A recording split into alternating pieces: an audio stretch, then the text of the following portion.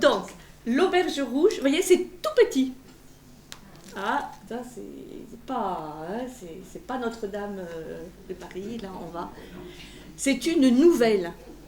C'est une nouvelle philosophique qui est parue en 1831, donc en fait la même année que Notre-Dame de Paris, qui est parue en tant que nouvelle dans une revue, dans la revue de Paris. Et puis elle a été reprise la même année dans un volume plus conséquent, paru chez Gosselin, le même éditeur, premier éditeur de Hugo, dans les nouveaux contes philosophiques. Hein, donc ça vous donne l'orientation bien philosophique. Et ensuite, ce petit texte a été inclus dans les études philosophiques de la comédie humaine.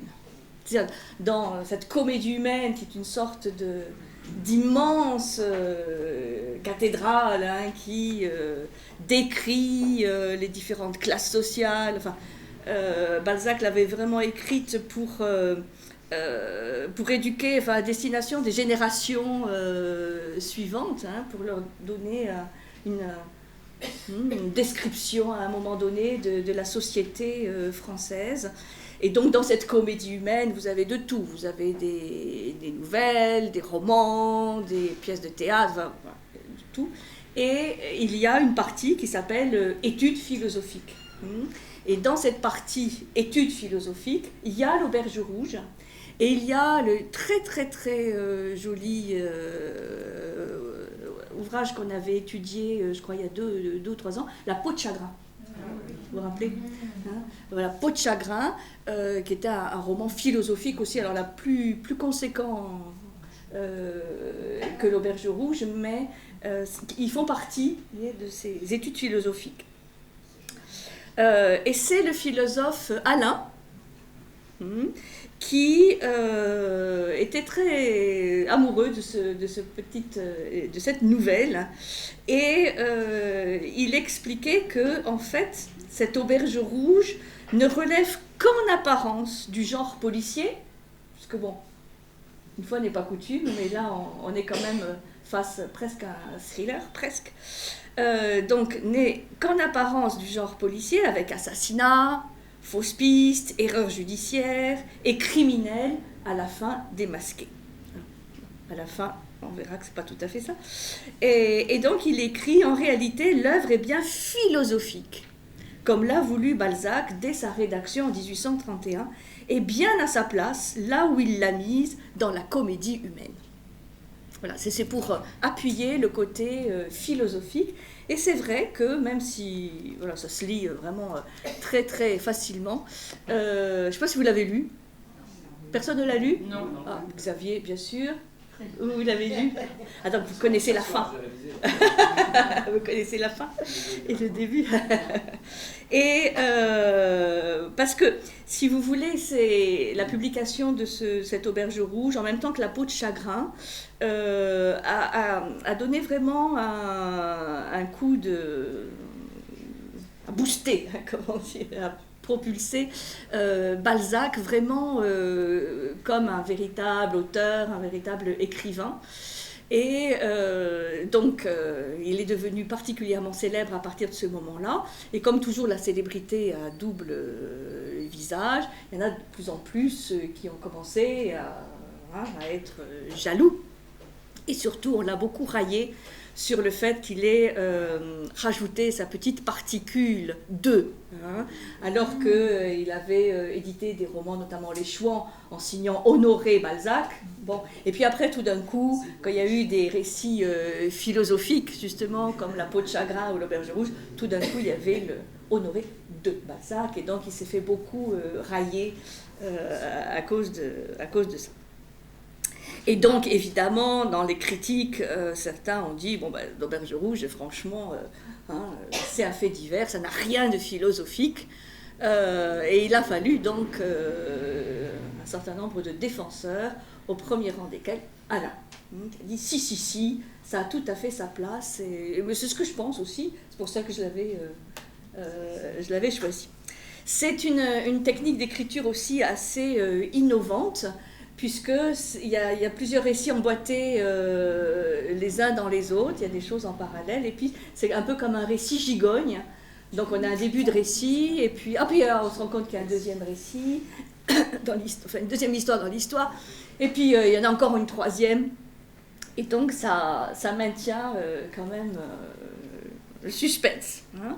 Bon, à part ça, il y a de grands sujets philosophiques quand même qui sont traités, et c'est surtout quid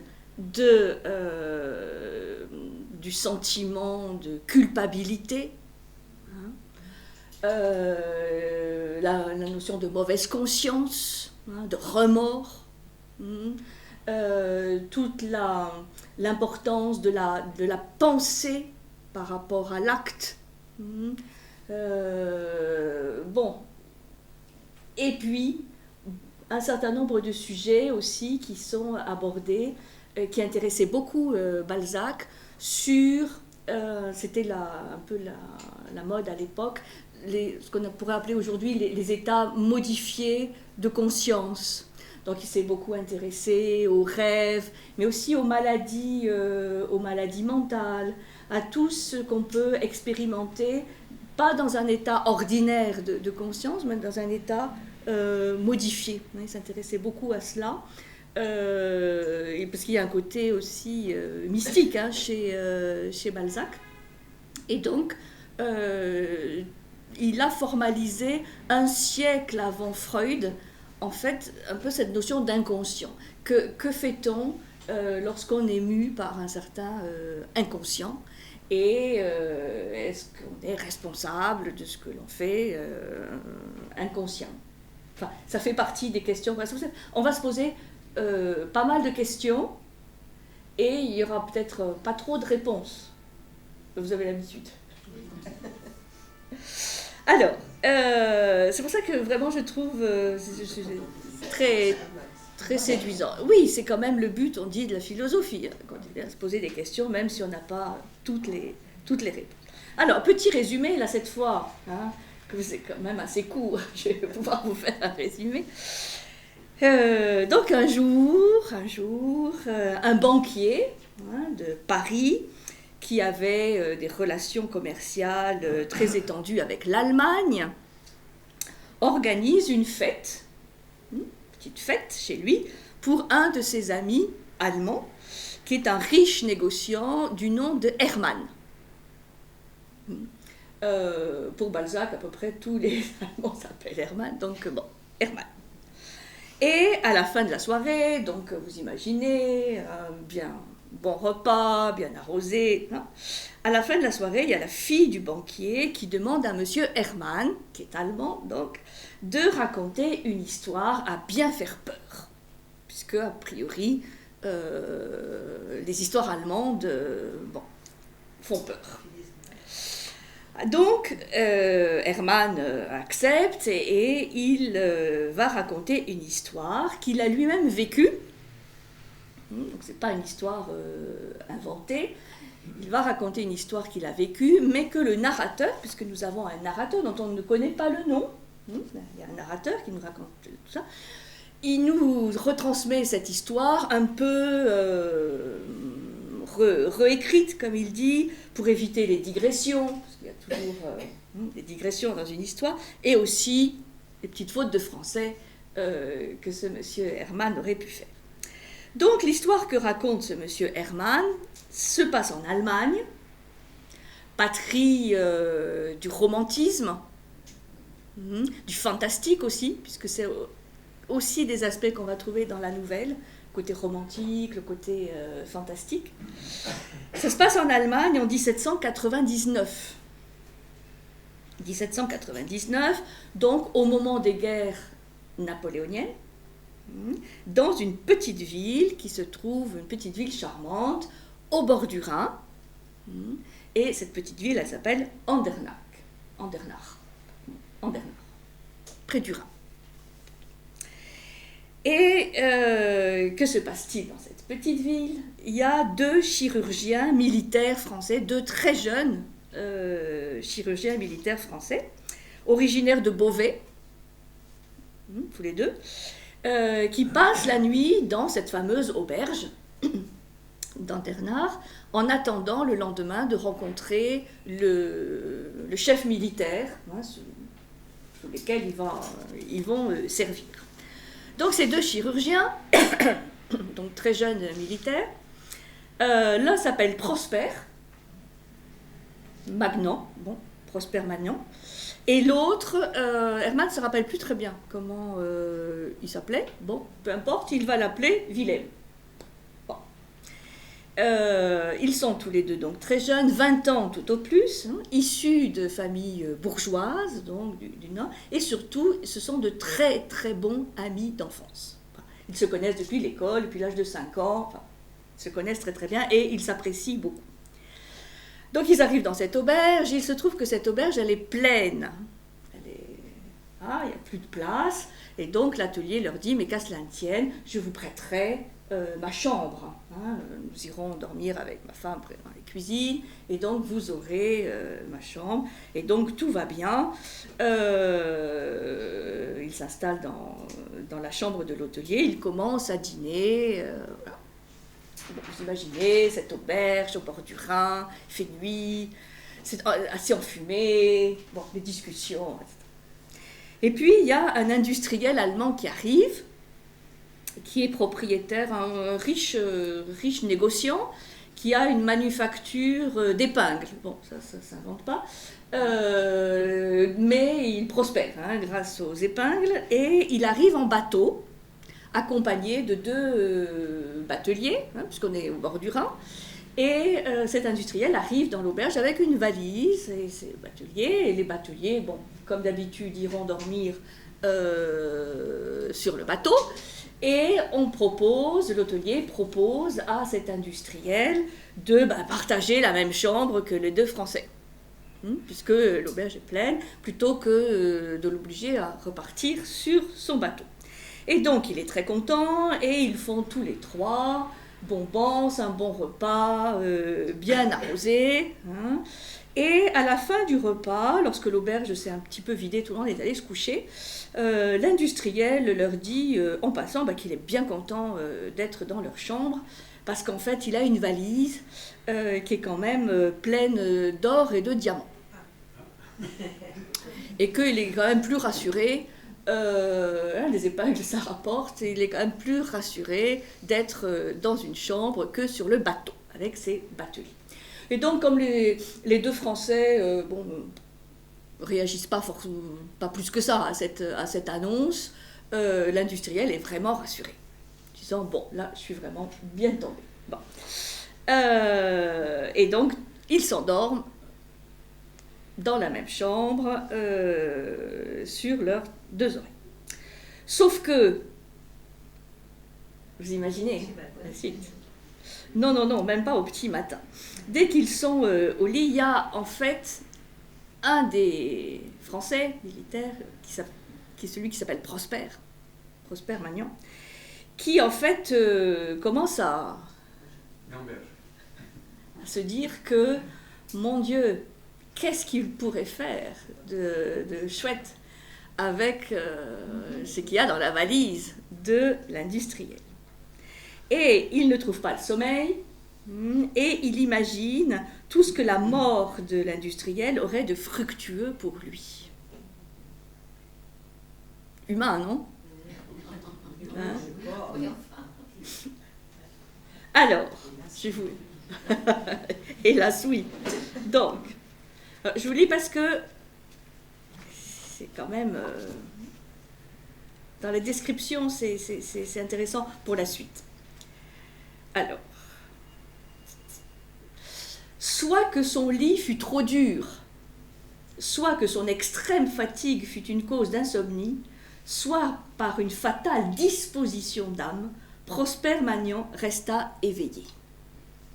Ses pensées prirent insensiblement une mauvaise pente. Il songea très exclusivement aux 100 000 francs sur lesquels dormait le négociant. Pour lui, 100 000 francs étaient une immense fortune toute venue. Il commença par les employer de 1000 manières différentes, en faisant des châteaux en Espagne, comme nous en faisons tous avec tant de bonheur, pendant le moment qui précède notre sommeil, à cette heure où les images naissent confuses dans notre entendement, et où souvent par le silence de la nuit, la pensée acquiert une puissance magique. Vous voyez ce moment-là, entre chien et loup, entre veille et sommeil, où la pensée acquiert une puissance magique. Le mot est pas anodin. Il comblait les vœux de sa mère, il achetait les 30 arpents de prairie, il épousait une demoiselle de Beauvais, à laquelle la disproportion de leur fortune lui défendait d'aspirer en ce moment. Il s'arrangeait avec cette somme toute une vie de délices, et se voyait heureux, père de famille, riche, considéré dans sa province, et peut-être maire de Beauvais. Là, c'est aussi une petite peinture de tout, un peu ces riches parvenus qui montent dans la société, surtout en province, avec un peu de terre, notoriété, et peut-être maire de Beauvais. À l'époque, maire. Ça peut changer, mais sa tête picarde s'enflammant, il chercha les moyens de changer ses fictions en réalité. Il mit une chaleur extraordinaire à combiner un crime en théorie.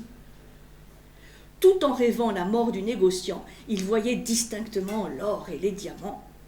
Il en avait les yeux éblouis, son cœur palpitait. La délibération était déjà sans doute un crime. Là, vous avez une phrase clé. Fasciné par cette masse d'or, il s'enivra moralement par des raisonnements assassins. Il se demanda si ce pauvre Allemand avait bien besoin de vivre, et supposa qu'il n'avait même jamais existé. Bref, il conçut le crime de manière à en assurer l'impunité. L'autre rive du Rhin était occupée par les Autrichiens. Il y avait au bas des fenêtres une barque et des bateliers. Ils pouvaient couper le cou de cet homme. Oui, parce que ces militaires, ils sont chirurgiens, donc ils se promènent avec leur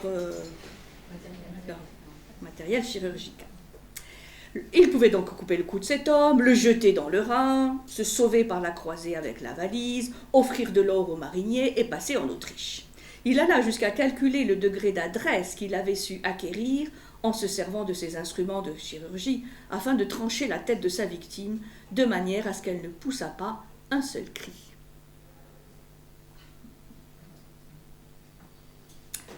Prosper se leva lentement et sans faire aucun bruit. Certain de n'avoir réveillé personne, il s'habilla, se rendit dans la salle commune. Puis, avec une fatale intelligence que l'homme trouve soudainement en lui, avec cette puissance de tact et de volonté qui ne manque jamais ni aux prisonniers ni aux criminels dans l'accomplissement de leurs projets, il dévissa les barres de fer, les sortit de leurs trous sans faire le plus léger bruit, les plaça près du mur et ouvrit les volets en pesant sur les gonds afin d'en assourdir les grincements. La lune ayant jeté sa pâle clarté sur cette scène, vous voyez, parce que c'est quand même très romantique tout ça, on est au bord du Rhin, il y a les rochers, il y a le Rhin qui clapote, il y a la lune, enfin bon, magnifique, lui permit de voir faiblement les objets dans la chambre où dormaient Wilhelm et Wallenfer. Wallenfer, c'est le nom du industriel. Là, il m'a dit, puisque c'est le monsieur qui raconte, là, il m'a dit, s'être un moment arrêté. Les palpitations de son cœur étaient si fortes, si profondes, si sonores, qu'il en avait été comme épouvanté. Puis, il craignait de ne pouvoir agir avec sang-froid. Ses mains tremblaient, et la plante de ses pieds lui paraissait appuyée sur des charbons ardents. Mais l'exécution de son dessein était accompagnée de tant de bonheur qu'il vit une espèce de prédestination dans cette faveur du sort. Il ouvrit la fenêtre, revint dans la chambre, prit sa trousse, y chercha l'instrument le plus convenable pour achever son crime. Quand j'arrivai près du lit, me dit-il, je me recommandai machinalement à Dieu. Ça ne peut pas faire de mal. Au moment où il levait le bras, en rassemblant toute sa force, il entendit en lui comme une voix. et crut apercevoir une lumière. Il jeta l'instrument sur son lit, se sauva dans l'autre pièce et vint se placer à la fenêtre. Là, il conçut la plus profonde horreur pour lui-même. Et sentant néanmoins sa vertu faible, craignant encore de succomber à la fascination à laquelle il était en proie, il sauta vivement sur le chemin et se promena le long du Rhin, en faisant pour ainsi dire sentinelle devant l'auberge. Souvent, il atteignait Andernach dans sa promenade précipitée. Souvent aussi, ses pas le conduisaient au versant par lequel il était descendu pour arriver à l'auberge. Mais le silence de la nuit était si profond, il se fiait si bien sur les chiens de garde que parfois il perdit de vue la fenêtre qu'il avait laissée ouverte. Son but était de se lasser et d'appeler le sommeil. Cependant, en marchant ainsi sous un ciel sans nuages et en admirant les belles étoiles, frappé peut-être aussi par l'air pur de la nuit et par le bruissement mélancolique des flots, il tomba dans une rêverie qui le ramena par degrés à de saines idées de morale. La raison finit par dissiper complètement sa frénésie momentanée. Les enseignements de son éducation, les préceptes religieux, et surtout les images de la vie modeste qu'il avait jusqu'alors menée sous le toit paternel, triomphèrent de ses mauvaises pensées. Quand il revint, après une longue méditation au charme de laquelle ils étaient abandonnés sur le bord du Rhin, en restant accoudés sur une grosse pierre, il aurait pu, non pas dormir, mais veiller près d'un milliard en or. Au moment où sa probité se releva fière et forte de ce combat, il se mit à genoux dans un sentiment d'extase et de bonheur, remercia Dieu et se trouva heureux, léger, content, comme au jour de sa première communion, où il s'était cru digne des anges parce qu'il avait passé la journée sans péché, ni en parole, ni en action, ni en pensée. Il revint à l'auberge, ferma la fenêtre sans crainte de faire du bruit et se mit au lit sur le champ. Sa lassitude morale et physique le livra sans défense au sommeil. Peu de temps après avoir posé sa tête sur son matelas, il tomba dans cette somnolence première et fantastique qui précède toujours un profond sommeil. Alors les sens s'engourdissent et la vie s'abolit graduellement. Les pensées sont incomplètes et les derniers tressaillements de nos sens simulent une sorte de rêverie. Comme l'air est lourd, se dit Prosper, il me semble que je respire une vapeur humide. Il s'expliqua vaguement cet effet de l'atmosphère par la différence qui devait exister entre la température de la chambre et l'air pur de la campagne. Mais il entendit bientôt un bruit périodique, assez semblable à celui que font les gouttes d'eau d'une fontaine en tombant du robinet.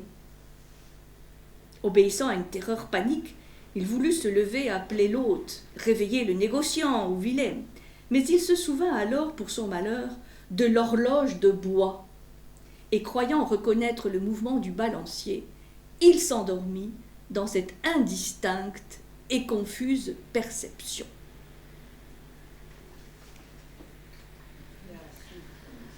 Alors,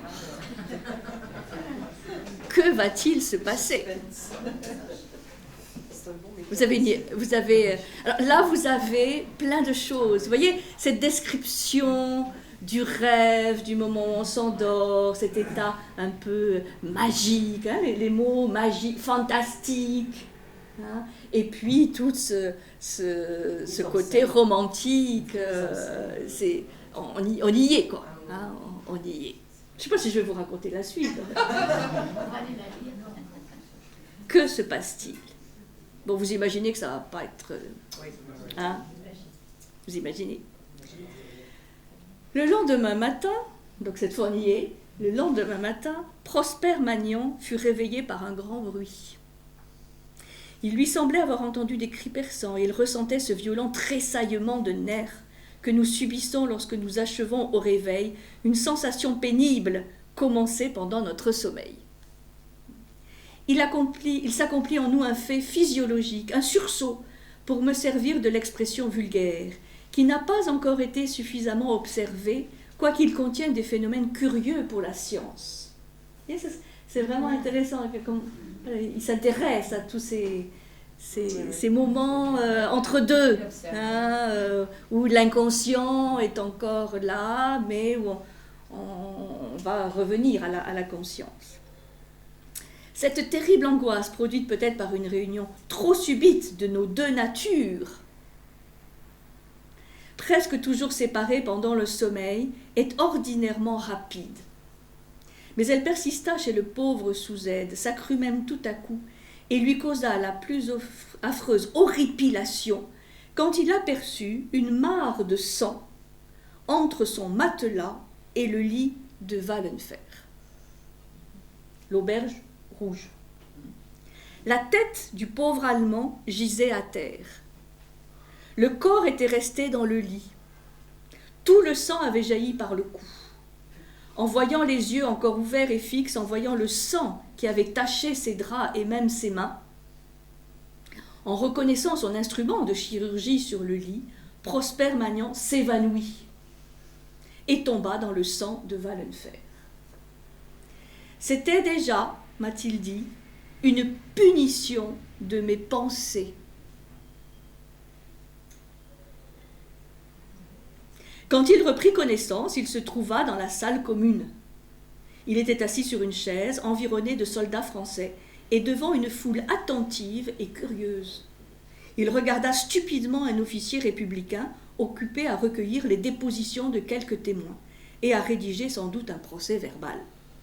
Il reconnut l'hôte, sa femme, les deux mariniers et la servante de l'auberge, l'instrument de chirurgie dont s'était servi l'assassin.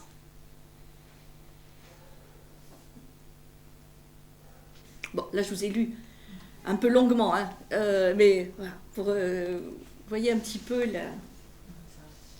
C'est extraordinaire, hein, parce qu'il y a beaucoup d'éléments qui sont imbriqués les uns dans les autres. Alors, je vais vous résumer très très très rapidement la suite, pour qu'ensuite on puisse développer quelques interrogations. Prosper Magnan, à votre avis?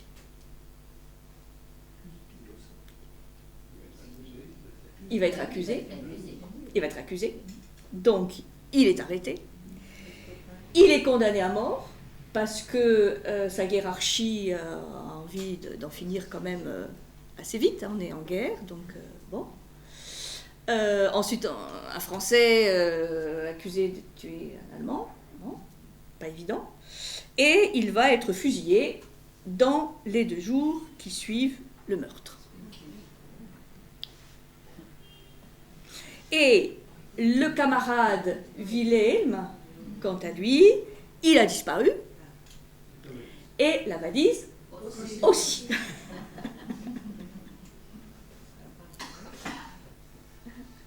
Voilà. Bon, ça c'est le fait divers. Un des faits divers. Donc ce qui est intéressant, c'est de voir, d'étudier quelle attitude va prendre Prosper. Est-ce qu'il va se défendre? Comment va-t-il se défendre? Et finalement, bon, pourquoi a-t-il été fusillé si vite, hein, sans procès? Donc ça, c'est ce que raconte le fameux Hermann, hein, le fameux négociant, puisque lui, par le hasard de la guerre, en fait, il s'est trouvé en prison, mais pour vraiment une broutille, donc il sera relâché très vite. Mais il va se trouver en prison pendant les 2 jours, où va se trouver aussi Prosper. Ils vont donc se côtoyer, et Hermann va être un peu le confident de Prosper Magnan, et c'est lui qui va observer ce qui se passe dans la tête de Prosper Magnan, et c'est ça qu'il va raconter. Hermann, de ce que lui raconte Prosper Magnan, est tout de suite convaincu de son innocence. Parce qu'en fait, c'est un thriller sans être un thriller. On comprend très vite que Prosper Magnan est innocent. Hein, puisqu'on le voit, on a suivi son parcours, donc on ne sait pas exactement qui a tué, encore que, mais c'est pas lui. Hein, donc, ce qui est intéressant... Et lui, est-ce qu'il a un doute? Alors voilà, Prosper, c'est ça. Voilà. C'est ça qui est intéressant dans la description psychologique de Prosper Magnon. Hein, c'est un conte philosophique, donc il va bien falloir qu'il y ait quand même un certain nombre de questions posées. Donc, là, je vais vous relire un petit peu le passage parce que c'est difficile à résumer. Donc, c'est Hermann qui raconte l'histoire, qui raconte.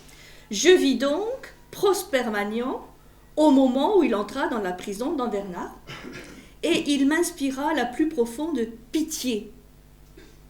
Quoiqu'il fût pâle, défait, taché de sang, sa physionomie avait un caractère de candeur et d'innocence qui me frappa vivement. Pour moi, l'Allemagne respirait dans ses longs cheveux blonds, dans ses yeux bleus. Véritable image de mon pays défaillant, il m'apparut comme une victime et non comme un meurtrier. Au moment où il passa sous ma fenêtre, il jeta je ne sais où le sourire amer et mélancolique d'un aliéné qui retrouve une fugitive lueur de raison. Parce que c'est ça qui va être intéressant, c'est une sorte d'imbrication entre des arguments... on va voir, que va développer Prosper pour quelque part ne pas se défendre et se considérer coupable,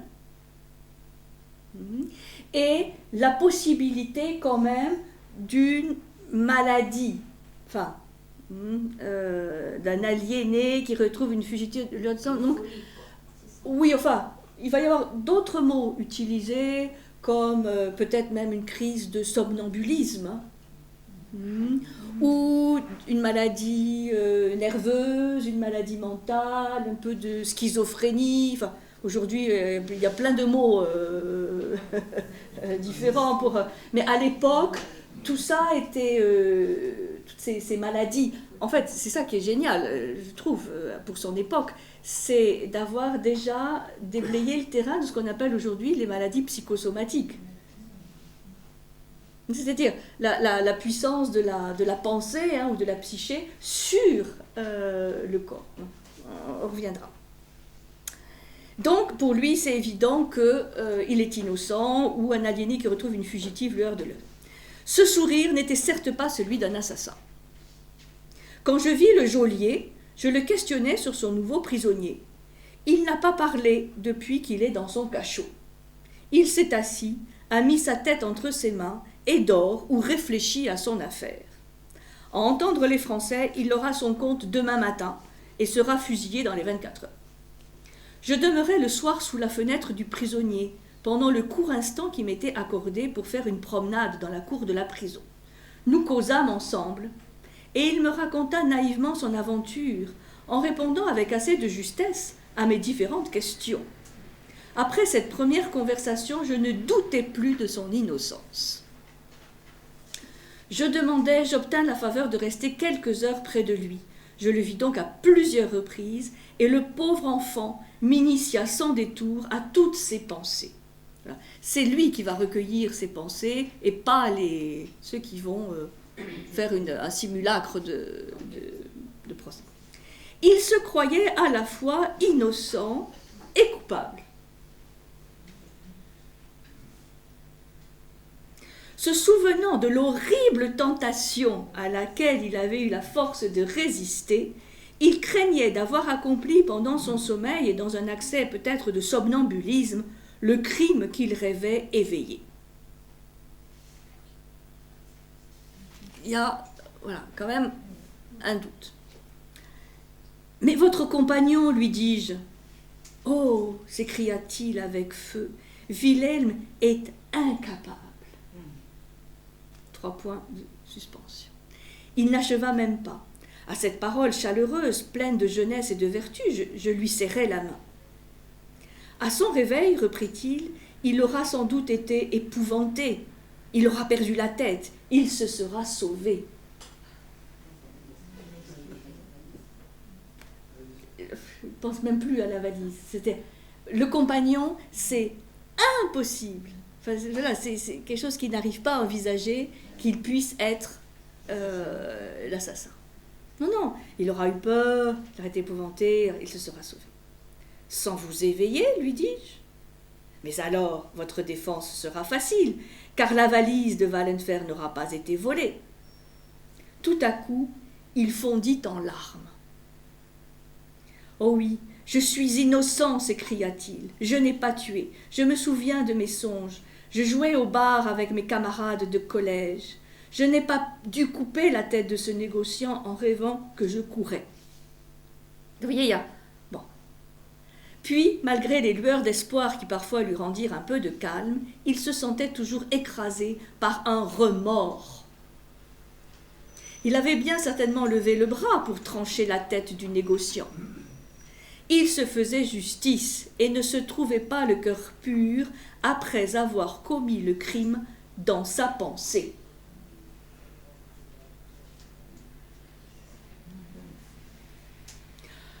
Et cependant, je suis bon, s'écriait-il. Oh, ma pauvre mère, peut-être en ce moment joue-t-elle gaiement à l'impériale avec ses voisines dans un petit salon de tapisserie.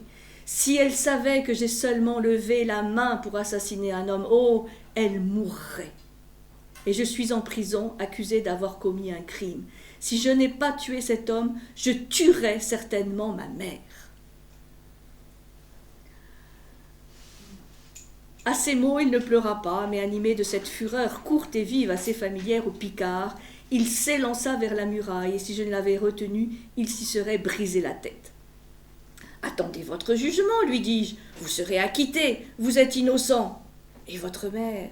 Ma mère, s'écria-t-il avec fureur, elle apprendra mon accusation avant tout. Dans les petites villes, cela se fait ainsi, la pauvre femme en mourra de chagrin. D'ailleurs, je ne suis pas innocent, voulez-vous savoir toute la vérité ? Je sens que j'ai perdu la virginité de ma conscience. » Là, vous avez des phrases courtes, hein, mais vraiment très fortes. Je sens que j'ai perdu la virginité de ma conscience. Après ce terrible mot, il s'assit, se croisa les bras sur la poitrine, inclina la tête et regarda la terre d'un air sombre. Bon.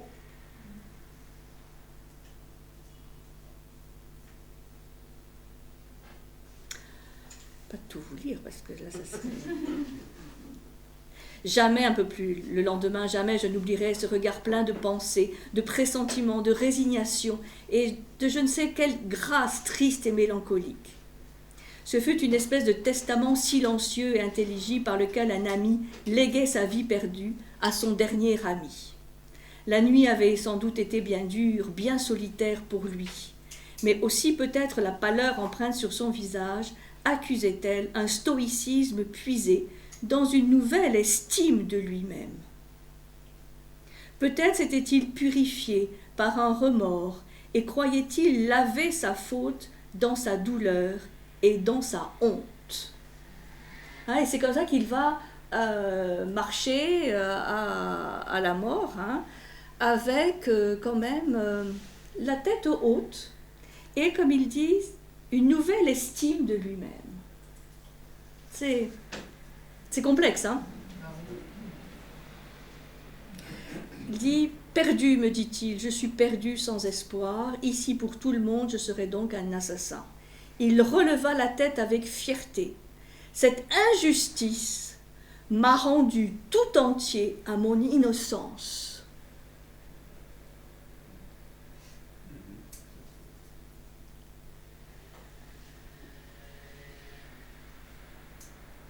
Ma vie aurait toujours été troublée. Ma mort sera sans reproche. Quelque part, donc, sa mort qui purifie est une rédemption au fait d'avoir été souillé, hein, par ce crime commis en pensée. Bon.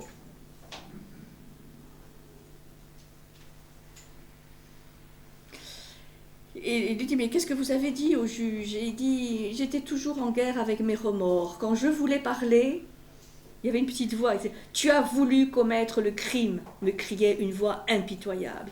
Tout était contre moi, même moi. Ils m'ont questionné sur mon camarade et je l'ai complètement défendu. Alors ils m'ont dit, nous devons trouver un coupable, entre vous, votre camarade, l'aubergiste et sa femme. Donc, je suis restée sans voix, sans force, sans âme. Plus sûre de mon ami que de moi-même, je ne pouvais l'accuser. J'ai compris que nous étions regardés tous deux comme également complices de l'assassinat et que je passais pour le plus maladroit. J'ai voulu expliquer le crime par le somnambulisme et justifier mon ami. Alors j'ai divagué. Je suis perdue.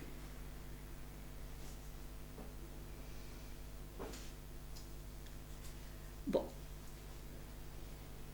Il dit, mourrais-je donc 2 fois en doutant d'une fraternité commencée à l'âge de 5 ans et continuée au collège, aux écoles.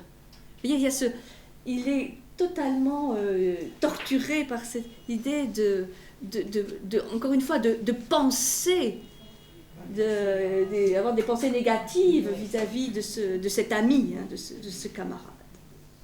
Bon, ensuite il charge Hermann d'aller voir sa mère quand il sera mort pour lui expliquer qu'il était innocent. Et à la fin il dit « J'ai été tristement lâche. J'ai pendant toute la nuit demandé ma grâce à ces murailles. » Donc, vous voyez, il y a quand même ce sursaut d'innocent en disant « Bon, quand même, si je pouvais être gracié. » Il dit « Oui, j'ai hurlé de désespoir. Je me suis révolté. J'ai subi la plus terrible des agonies morales. » Vous voyez, donc, là, c'est vraiment les affres psychologiques liées à cette mauvaise conscience, à la culpabilité, au remords, à cette innocence quand même qui essaie de se défendre. Et ce dernier sursaut qu'il a quand même avant la mort en disant « Bon, peut-être quand même pourrais-je être gracié, arriver à vouloir cette grâce qui n'arrivera pas. » Donc, voilà l'histoire de Prosper. Non, on verra les grandes questions que ça pose. Il y a une autre intrigue qui se joue en parallèle, puisque le narrateur nous raconte qu'il est assis en face d'un riche négociant, parce que c'était qui s'appelle Frédéric Taillefer. Et ce Frédéric Taillefer a un visage qui se décompose au fur et à mesure de l'histoire. Et Balzac nous fait sentir que dès le début, le narrateur, qui est assis en face de lui, est convaincu que c'est lui l'assassin. Puisque l'autre ne se rappelait plus son nom. Et tout d'un coup, à un moment dans l'histoire, Hermann dit oui, il s'appelait Frédéric.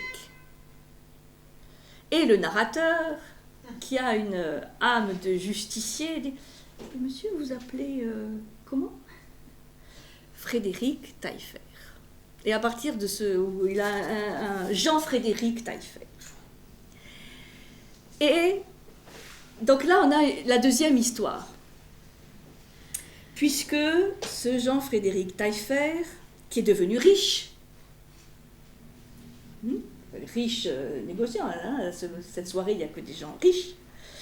On le trouve d'ailleurs dans d'autres romans de Balzac, dans le Père Goriot notamment, ou dans la Peau de chagrin. Et ce Jean-Frédéric Taillefer, il s'effondre graduellement à mesure que le récit progresse. Et surtout, à un moment, le narrateur veut absolument le démasquer. Et donc, c'est lors d'un jeu de cartes, là aussi c'est très symbolique, le jeu de cartes, là où on joue un peu son destin, il le démasque. Et le Jean-Frédéric Taillefer fait une crise très forte d'épilepsie, parce que considère aujourd'hui étant l'épilepsie, et on apprend qu'il mourra assez vite après. Et que ça fait, comme le dit sa fille, à peu près une trentaine d'années qu'il a ce genre de maladie. Hein, donc avec des crises et qui finiront par lui être fatales. Et donc, bien sûr, nous, on comprend que, oui, il y a quand même des chances que ce soit l'assassin. Donc, camarade de Prosper. Et on peut évidemment se demander, en tout cas c'est sous-jacent à l'écriture de Balzac, comment il a vécu depuis ses 30 ans, sachant évidemment que son camarade a été fusillé à sa place, qu'il a fait fortune grâce à l'or et aux diamants de la valise. Et donc là, on a une autre thématique décrite par Balzac, qui est vraiment le remords ou le sentiment de culpabilité, probablement qui ronge de l'intérieur, mais cette fois pour un crime réellement commis. C'est-à-dire, on ne sait plus le crime théorisé, pensé, imaginé, rêvé, mais là, oui, probablement, c'est lui l'assassin. Il n'y a pas trop de doute là-dessus. Et donc, comment vit-il? Et est-ce que cette maladie n'est-elle pas en lien avec ce puissant remords intérieur? Donc ça, c'est une deuxième histoire. Et donc là, vous voyez aussi avec beaucoup de suspense, ce monsieur qui commence à boire de l'eau, enfin, bon, voilà, qui commence à suer à grosses gouttes, et l'attitude aussi, intéressante, c'est le troisième personnage du narrateur qui veut vraiment être le justicier. C'est-à-dire, il veut absolument démasquer et que ce soit su qu'il a commis, il y a 30 ans, un crime épouvantable. De quel droit? Parce qu'on pourrait dire aussi, bon, peut-être il y a prescription, peut-être n'est-il pas non plus sûr à 100%. Hein? Et il y a à un moment donné dans la nouvelle un petit sous-titre, c'est le seul de la nouvelle, qui s'appelle Les deux justices. Et bon, on verra, c'est un argument d'une voisine du narrateur au dîner, qui dit, mais bon, s'il n'est pas puni par la justice des hommes, il y a une autre justice, qui est la justice divine, donc laissez faire. C'est vrai que là, il y a un côté, une réflexion aussi sur la justice humaine, la justice divine. Donc il y a un côté un petit peu, une réflexion un peu métaphysique. C'est que si on n'est pas jugé et puni par les hommes, de toute façon, il y a une justice d'un autre plan. Et ça pose beaucoup de questions, qui sont des questions...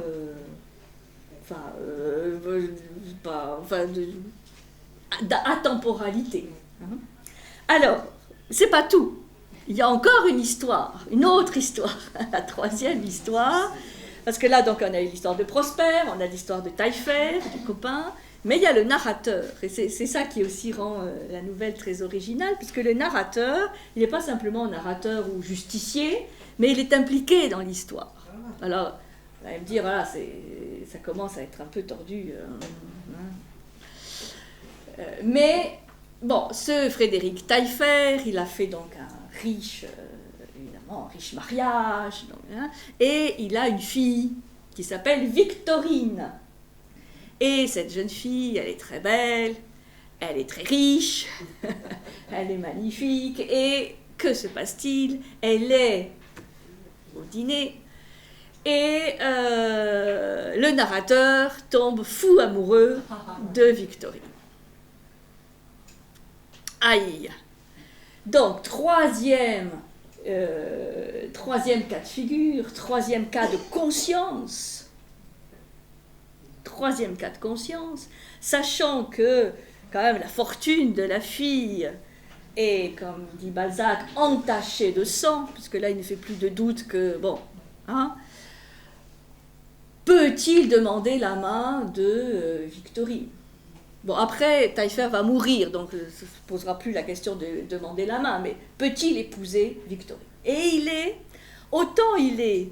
c'est ça qui est amusant, autant il est déterminé à être le justicier et à démasquer Taillefer, là, vraiment, il n'y a pas de doute, mais je dis quand même, il va loin, enfin, de quoi il se met, quelque part. Autant, pour savoir s'il faut épouser Victorine ou pas, alors là, plein de questions. Et donc, en désespoir de cause, qu'est-ce qu'il fait? Il va réunir des amis. En nombre impair, 17, et quand même, 17 amis, pour leur poser la question, pour savoir ce qu'ils pensent. Faut-il que j'épouse Victorine ou est-ce que mes scrupules vont l'emporter? Et alors là, c'est une nouvelle occasion pour Balzac de dépeindre cette société bourgeoise française de l'époque, qui se caractérise quand même par une grande hypocrisie. Il y a aussi, chez Balzac, toujours ce lien entre l'argent et la morale, qui est un des fils conducteurs quand même de son œuvre. D'où vient l'argent? Quel est le lien entre l'argent et la morale? Et donc, parmi ces 17, il y a du beau monde, il y a un juge, il y a un protestant, qui est en général connu pour sa rigueur, un curé, un puritain, un philosophe, ça fait pas de mal, un avocat, un ancien ministre, et donc, ça c'est vraiment aussi très intéressant, chacun y va de son argument. Et là, il y a vraiment une ironie très malicieuse, un peu à la Voltaire, pour décrire comment chacun va donner son avis. Alors, ça aussi, c'est assez savoureux.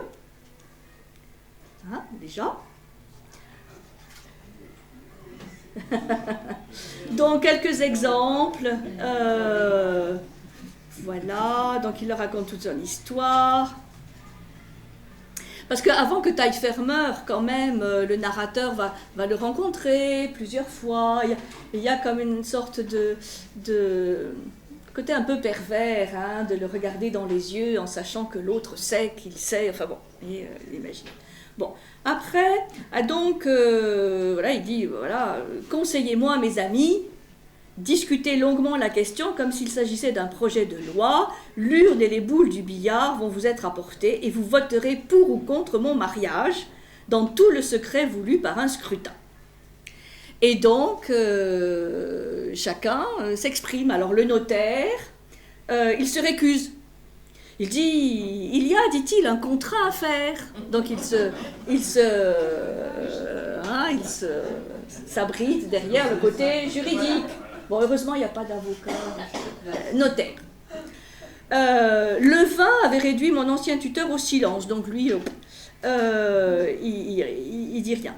Je comprends. Ne pas donner son opinion, c'est me dire énergiquement ce que je dois faire. Donc il lui reproche quand même etc. Alors, où est la difficulté? Demanda un duc dont la fortune consiste en biens confisqués à des protestants réfractaires lors de la révocation de l'édit de Nantes. Donc là, on voit aussi l'origine de certaines fortunes. Où est le problème? Bon, les fortunes confisquées, c'est pas un problème. L'avocat se leva. L'avocat. En droit, l'espèce qui nous est soumise ne constituerait pas la moindre difficulté. Monsieur le duc a raison. N'y a-t-il pas prescription? Où en serions-nous s'il fallait rechercher l'origine des fortunes? Ceci est une affaire de conscience.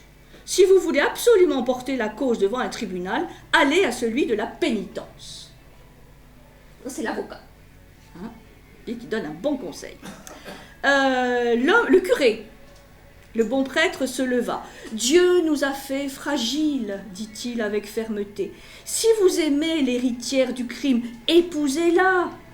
Mais contentez-vous du bien patrimonial et donnez aux pauvres celui du père. Là, il y a une belle proposition. Hein, ça fait fragile, on y reviendra. Bon, il y a quand même, hein, l'homme est quand même soumis à l'opprobre du péché originel, donc il est de toute façon coupable, fautif de plein de choses. Donc épousez-la, mais contentez-vous du bien matrimonial. Bon. Mais s'écria l'un de ces ergoteurs sans pitié qui se rencontrent si souvent dans le monde, le père n'a peut-être fait un beau mariage que parce qu'il s'était enrichi. Le moindre de ses bonheurs n'a-t-il donc pas toujours été un fruit du crime? Bon, bref, il y a le secrétaire d'ambassade, enfin bon. À la fin, il vote, et je fis donner à chacun 2 boules, l'une blanche, l'autre rouge. Le blanc, symbole de la virginité, devrait proscrire le mariage.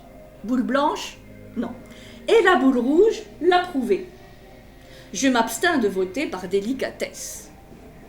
Mes amis étaient 17. Le nombre 9 formait donc la majorité absolue. Chacun alla mettre sa boule dans le panier d'osier à col étroit, où s'agitent les billes numérotées, etc. Au dépouillement du scrutin, je trouvais 9 boules. À votre avis? Rouge? Ah, il faut se... Rouge. 9 ou... Rouge? C'est-à-dire, vas-y. Ah oui, non, je crois pas. 9 boules blanches. Ce résultat ne me surprit pas. Mais je m'avisais de compter les jeunes gens de mon âge que j'avais mis parmi mes juges. Et ils étaient au nombre de 9. Ils avaient tous eu la même pensée. Alors il y a un petit message quand même de Balzac. C'est que peut-être les jeunes gens, la jeune génération, est un peu moins corrompue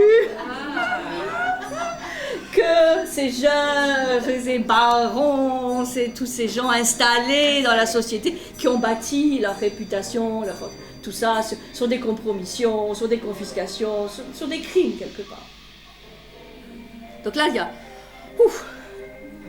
a l'espoir. Il y a unanimité secrète pour le mariage, mais unanimité pour me l'interdire. Bon. Ah, mais de toute façon, ça va durer, je pense. Hein, donc, voilà. Oui, c'est un défilé, ça va durer. Mais on va faire la pause bientôt. Hein. Alors, ce qui est extraordinaire, c'est comment ça se termine. La fin de la nouvelle. Donc, bon. En fait, on ne sait pas ce qu'il va faire. Hein. Ça reste ouvert.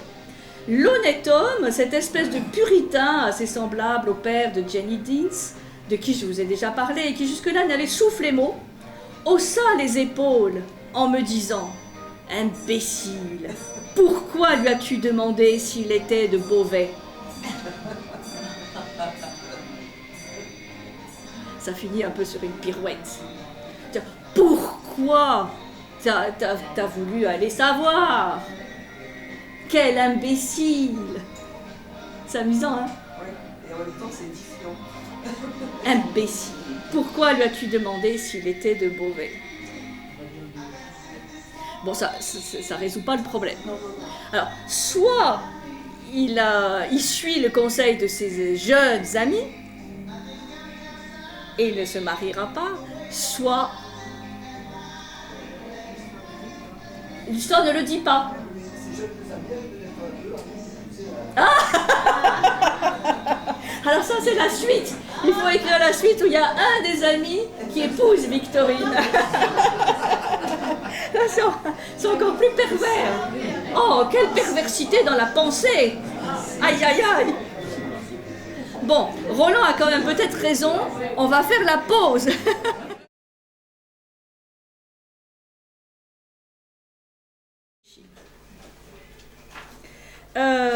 On a donc, vous voyez, trois personnages hein, qui posent à leur manière la question de la conscience, bonne, mauvaise, le remords, la culpabilité, pour un crime pas commis ou commis en pensée seulement, pour un crime réellement commis, des scrupules, pour peut-être une mauvaise action à venir. Enfin, vous voyez, c'est c'est très très riche. Moi, je suis très admirative de ce format nouvelle, hein, comme on disait, ou court-métrage en film, où il y a une puissance évocatrice et de réflexion. Bon. Alors, qu'est-ce que je vous propose là? C'est de voir un peu les questions que chaque personnage pose, et puis de voir un peu quels sont les quelques philosophes qui ont parlé de ces thèmes-là. Ce ne sera pas exhaustif, hein,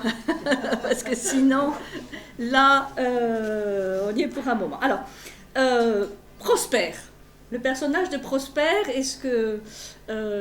c'est plus ton prénom, c'est... Morgane. Évoquait effectivement quelque chose que je n'avais pas trop souligné, mais qui est très intéressant. C'est parce que c'est aussi un sujet que Balzac étudiait avec son cercle un peu philosophico, ésotérique, mystique. C'est la notion du double.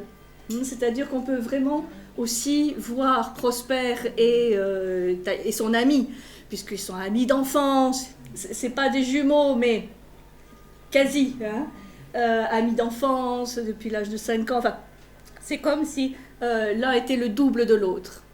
Et si Taillefer a bien commis le crime, ce qui est quand même... mais peut-être il y a encore un doute, hein, ça à vous de voir.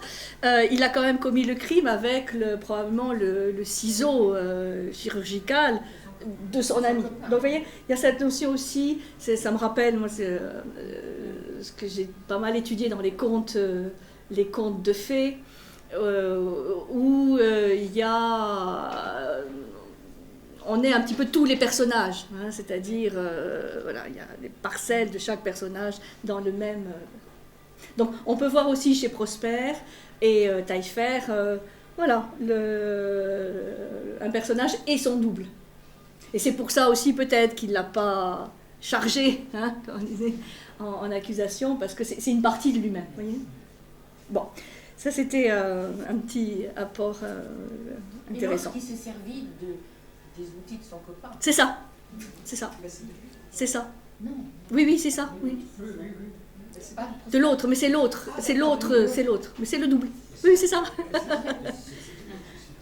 Donc, je faisais un peu comme un accord. Oui, disons. Après, vous voyez, les interprétations. Oui.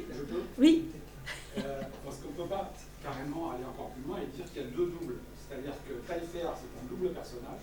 L'assassin criminel, jouisseur des biens qu'il a confisqués, et Taillefer, le repenti qui souffre à mort, qui va somatiser, et l'un va l'emporter sur l'autre. Et que de l'autre côté, comment il s'appelle, Magnan, en fait est un double personnage, un type normal, qui a une vie normale dans le monde réel, qui bascule dans un état second, qui développe une psychose, et après qui refuse de revenir dans le réel, qui s'enferme dans ça, qui va le condamner à mort. Oui. C'est deux doubles personnages à mon sens. Oui. Il y a chacun avec un combat, et dans l'issue, on la connaît en fait. C'est la même dans les deux cas, c'est la même. Oui, tout à fait. Disons, après, il y a plein d'interprétations, aussi en fonction de ce qu'on connaît aujourd'hui, hein, sur la psychologie des profondeurs, grâce à Freud, à Jung. Enfin bon, on a aussi aujourd'hui un certain nombre de connaissances sur le conscient, l'inconscient, la relation entre les deux. On ignore encore beaucoup. Enfin, je suis frappée... sur ces maladies psychosomatiques. Alors, du temps de Charcot, on disait, c'est l'hystérie, hein, c'est surtout les femmes, parce que ça se passe dans leur tête. Hein, bon. Maintenant, il y a plein de mots différents. Là, il y a un numéro spécial de sciences humaines qui vient de sortir sur justement les émotions, quand les émotions déraillent. Bon, donc, vous avez une vingtaine de mots... entre bipolaire, schizophrène, empathique, surempathique, hypersensible, enfin, vous avez plein de styles. Mais en fait, on se rend compte qu'on ne sait rien. D'abord, on ne sait pas comment le soigner, déjà. Mais on sait très peu de choses. Et ces recherches, elles commencent à l'époque de Balzac, quelque part. Elles préparent le terrain, parce qu'on parle toujours de Freud, mais le terrain a été largement préparé avant. Donc oui, bien sûr, on peut... Mais à l'époque de Balzac, il a été analysé comment cette nouvelle a été analysée? Ah, elle a été... En fait, comment dire, elle a été très très bien reçue, mais surtout pour le côté romantique, c'est-à-dire, bon, ça se passe en Allemagne, c'est pas le fait du hasard. Et avant qu'ils arrivent à l'auberge, il y a des descriptions de cette Allemagne, patrie du romantisme. Hein, je vous disais, les rives du Rhin, les gorges, escarpées, enfin voilà, où l'âme devient musicienne. Donc il a été très apprécié pour ça, le côté romantique, le côté fantastique. C'est-à-dire c'est aller dans d'autres plans de conscience inconnus hein, jusqu'alors, le somnambulisme, des maladies. Donc oui, ça a été très. Et puis surtout le style. C'est-à-dire ce style inimitable où il y a, on va un peu de rebondissement en rebondissement, hein, ces récits dans le récit. Voilà. Donc ça a été très très bien accueilli. Hein. Sauf par ceux qui voulaient régler leurs comptes. Évidemment, une partie des bourgeois, des notaires, des avocats, des curés, bon, ils ne sont pas forcément un bon rôle. Bon. Alors, donc, les questions posées par Prosper, hein, le personnage de Prosper. Je les cite, mais on peut en trouver plein d'autres. Est-on responsable ou coupable de ses pensées? Surtout le personnage de Prosper, mais aussi les autres, moi, me font penser à cette phrase qui avait été prononcée au moment du procès du sang contaminé. Nous sommes responsables mais pas coupables. C'est-à-dire, il y a vraiment une opposition entre la notion de culpabilité, enfin d'opposition, de complémentarité, hein, enfin, responsabilité ou culpabilité. Responsabilité individuelle, culpabilité collective, culpabilité individuelle, responsabilité collective. Vous voyez, il y a là des concepts très philosophiques. Hein? Donc, est-on responsable ou coupable de ses pensées? Est-ce que c'est seulement le passage à l'acte qui fait la différence entre l'innocent et le coupable? Parce que vous n'allez pas me dire que vous n'avez jamais pensé, hein, dans votre fort très intérieur, par exemple, pas forcément à trucider quelqu'un, mais bon, peut-être parfois se réjouir de quelque chose qui lui arrive. Non, jamais? Jamais. Oh. Hein, des mauvaises pensées, on en a tout le temps. Bon, alors, est-ce qu'on est coupable de ces mauvaises pensées? Si on fait pas, si on passe le fameux passage à l'acte aujourd'hui dont parle tant. Son droit, c'est je veux dire une tentative de crime qui échoue parce que quelqu'un sonne à la porte à ce moment-là, il est aussi punissable que le crime lui-même. Que l'intention est aussi punissable. Oui. Et oui. La loi, oui, non. Oui. Mais je dis, c'est quand même important. Simplement, la pensée, comment on l'approuve, disons, voilà, la préméditation. La personne étant attrapée la main dans le sac, en quelque sorte, ouais. Mais elle ne peut pas aller jusqu'au bout de ce acte. Mais c'est vrai que la préméditation est quand même une circonstance aggravante. Bon. Et donc... Pas l'intention en pénal. Ah, là on a des spécialistes de droit. L'intention est punissable. Ah ben oui. S'il n'y a pas d'action, Il n'y a pas d'action. chaque fois qu'on Laissez parler la dame. Si le crime n'est pas commis parce qu'on empêche la personne de le faire, ah oui. S'il se rétracte tout seul, non, c'est pas le problème. Mais si, alors, voilà. Bon, enfin, c'est une petite parenthèse. Alors, une autre question, je pose, c'est est-ce que Prosper ne révèle pas, ou c'est avec son double aussi, hein, la part de monstruosité qui est en chacun de nous? Et donc, moi je me pose la question si on devrait pour autant être tous fusillés demain, quoi. Hein? Voilà, c'est ça. Oui. oui.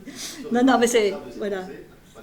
Et voilà. Donc, parce que c'est sûr que c'est vraiment cette culpabilité de Prosper qui s'impose à lui, mais comme une évidence. Après, bon, il y a un peu le côté révolte, mais bon, voilà, ça pose plein de questions. Le personnage de Taillefer aussi Parce que tous ces personnages, ils souffrent. Hein. C'est aussi l'idée que tous ces sentiments de remords, de culpabilité, ça crée de la souffrance. Bon. Taillefer, un crime resté impuni cause-t-il autant de dégâts, voire plus, dans la conscience du criminel qu'un crime puni par la loi? Un crime impuni, ce qui est le cas de Taillefer, cause-t-il plus de dégâts intérieur, hein, dans le fort intérieur du criminel, qu'un crime puni. Alors là, je suis allée chercher, parce que un crime impuni entraîne d'autant plus hein, ce remords et peut-être cette souffrance. Je suis allée chercher, parce que ça m'a rappelé ce qu'on avait vu chez Platon dans le Gorgias. Platon dans le Gorgias, bon, c'est un des grands dialogues de Platon, et il y a un moment où Socrate dit que l'homme injuste qui reste impuni est encore plus malheureux que celui qui est puni. C'est-à-dire qu'en fait, il voit le châtiment ou la punition pas simplement comme une manière de sortir le dangereux, enfin de l'emprisonner pour qu'il nuise plus à la société, hein, comme punition, mais comme un moyen aussi de purifier, ou d'être comme une rédemption, hein, une purification dans l'âme du criminel. Et qu'en ce sens, un criminel qui reste impuni va souffrir d'autant plus, même s'il reste libre. Hein, et ça, c'est vraiment le cas de Taillefer, qu'on sent miné et rongé, en tout cas qu'on peut le voir comme ça, alors que s'il avait purgé sa peine, c'était aussi un moyen de payer sa dette vis-à-vis de la société. C'est pas simplement le côté moral, il faut punir, hein, mais aussi par rapport à l'individu, tout le travail intérieur qui peut se faire grâce à la punition. Et que s'il n'y a pas cette punition, ne peut pas se faire. Vous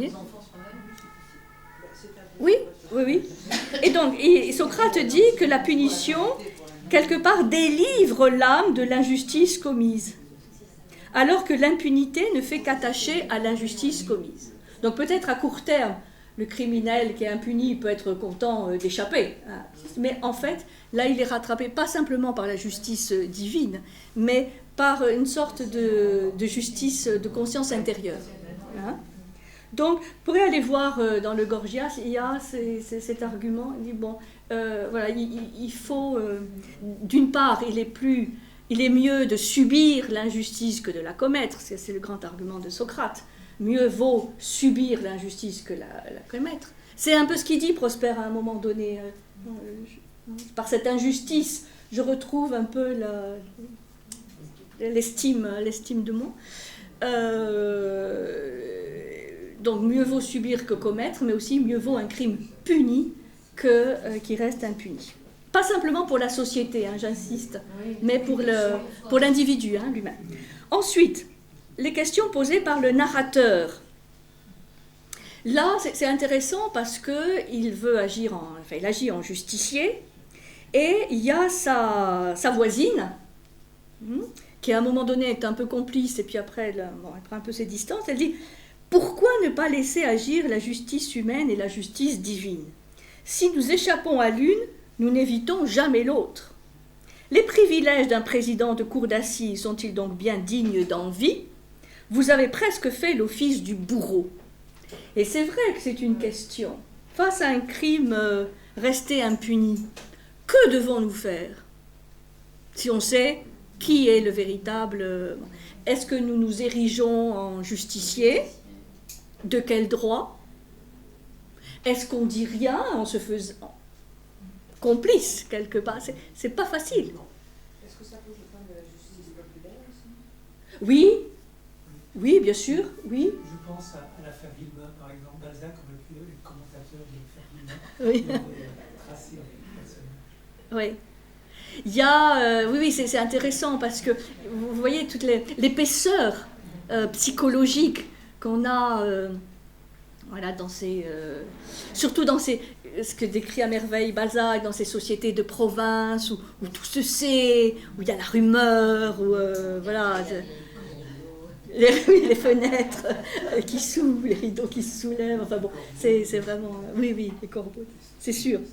Donc, selon quel droit pouvons-nous nous ériger en juge? Oui, la justice populaire, oui, bien sûr. Donc, vous voyez, il y a vraiment plein de... Et les scrupules qu'a le narrateur. Bon, mais nous aurons la suite de la nouvelle... Pour la rentrée, voilà, on l'édite. Et donc là, vous pouvez imaginer tous les cas de figure. Alors,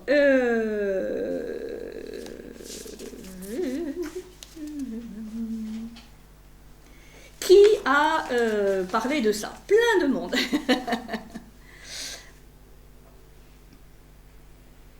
La notion de culpabilité, remords, mauvaise conscience. Alors, il y a un thème, moi, qui me semble quand même intéressant à développer un peu, c'est que ces notions de culpabilité, de remords, de mauvaise conscience, c'est quand même considéré par beaucoup de philosophes comme une spécificité occidentale. Et, pour être encore plus précis, judéo-chrétienne, comme on dit. Oui, le sentiment de culpabilité, le remords, la mauvaise conscience, enfin, voilà, tout ça. Et donc certains vont dire, et pas que Nietzsche va le dire, mais il n'est pas le seul, à dire que l'homme chrétien est une sorte de nouveauté, oui, d'innovation, dans le sens où il va se démarquer de la nature, ce qui était quand même une des caractéristiques de l'homme grec, enfin de l'homme de l'Antiquité gréco-romaine, pour embrasser cette notion de péché originel qui va le soumettre à une nature d'un autre type. Puisque la nature humaine va porter désormais une marque propre, qui est celle de la culpabilité. Et vous savez qu'un des grands théoriciens de cela, c'est Saint Augustin. Saint Augustin, qui est un converti, c'est-à-dire qu'il est au départ manichéen ou plotinien, néo-platonicien, plotinien, et puis tout d'un coup, il a la révélation, il se convertit, et comme dans beaucoup de cas de conversion, là, c'est vraiment tout le passé est rejeté dans l'opprobre pour afficher la nouvelle. Et c'est lui le grand théoricien, certes de la grâce, mais surtout du péché originel. Savoir que l'homme, depuis Adam, nous descendons tous d'Adam, est marqué du sceau du péché originel, donc de la culpabilité. C'est pas chaque être humain en tant qu'individu qui est coupable, c'est par rapport à l'appartenance à l'humanité qu'on est de facto coupable. Donc ça me semble intéressant, puisque saint Augustin le dit, tout homme porte dans sa chair la marque imprimée au genre humain dès son origine, la culpabilité du péché originel. Et il va y avoir ensuite plein de relectures de cette notion de coupable. C'est-à-dire que voilà, même si c'est inconscient, de toute façon, on nous a inculqué le virus de la culpabilité.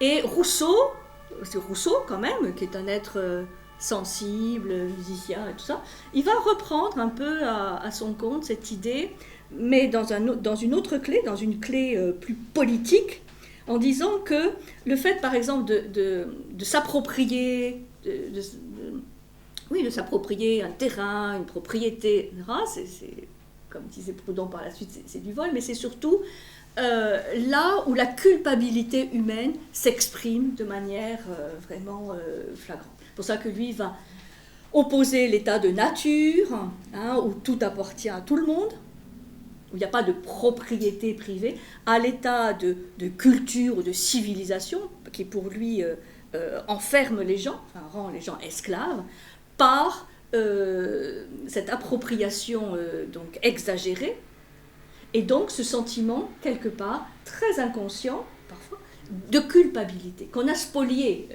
quelque part l'autre. Bon, c'est deux exemples, mais c'est deux exemples qui montrent que ça pourrait être une spécificité occidentale.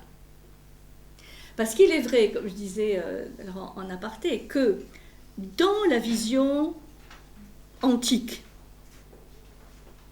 grecque ou romaine, et par exemple dans la vision orientale, qu'elle soit hindoue ou bouddhiste, on ne trouve pas cette notion. Et on ne peut pas dire qu'il n'y a pas d'éthique, il n'y a pas de morale. Mais chez les Grecs, vous n'avez pas la notion de péché. C'est totalement inconnu. Il y a par contre, comme on voit avec Socrate, il y a la notion de responsabilité. Mais ce n'est pas pareil. Et du peu que je connais de la philosophie de l'Orient, c'est aussi ça. C'est-à-dire, par exemple, par la fameuse loi du karma, action, réaction, enchaînement de cause-effet. Bon, bien sûr, il faut assumer et se sentir responsable du karma, c'est-à-dire de ce qu'on engendre.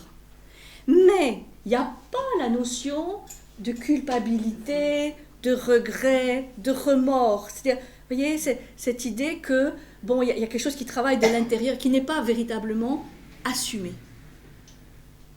C'est pour ça que je trouve que le concept culpabilité ou remords, à mettre en balance de la notion de responsabilité, me semble vraiment intéressant. Ça, cette phrase de Fabius est un peu symptomatique. C'est-à-dire, oui, est-ce qu'on est responsable? Et si on se sent responsable, vous voyez, ça peut faire envisager l'action d'une autre manière. Donc, ça me semble intéressant de voir qu'on peut développer des sociétés tout à fait éthiques et morales sans forcément avoir cette notion de mauvaise conscience, de culpabilité, de remords, qui pour eux est totalement stérile. Parce qu'une fois qu'une chose est faite, elle est faite. Qu'elle soit d'ailleurs pensée, simplement pensée, ou faite en action. C'est pour ça que même dans le bouddhisme, surtout dans le bouddhisme qui a développé ça de manière, peut-être c'est eux qui ont le plus développé cet aspect-là, le fait même pour eux de penser quelque chose de négatif est encore aussi grave que de le faire. Parce que de toute façon, la pensée aussi engendre des conséquences. Cette notion de karma, elle s'applique à tous les plans. Le plan physique, mais aussi le plan psychologique, les émotions, ce qu'on pense, ce qu'on ressent. Donc, plutôt que de dire « oh là là, j'ai pas bien fait, je me sens coupable, j'ai du remords, j'ai du regret », puis finalement, si la même situation se présente, on agit de la même manière,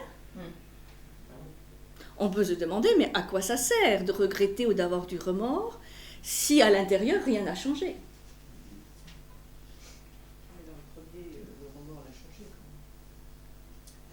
même. Normalement. Qui? Le remords. Qui a été changé? Prosper. Ben lui il est mort, donc... Oui, mais il va à la mort. Il y va. C'est une purification. Oui. Donc lui, ça l'a changé le remords. Oui, c'est ça. Alors, est-ce que c'est le remords vraiment qui l'a changé? Il s'est trouvé.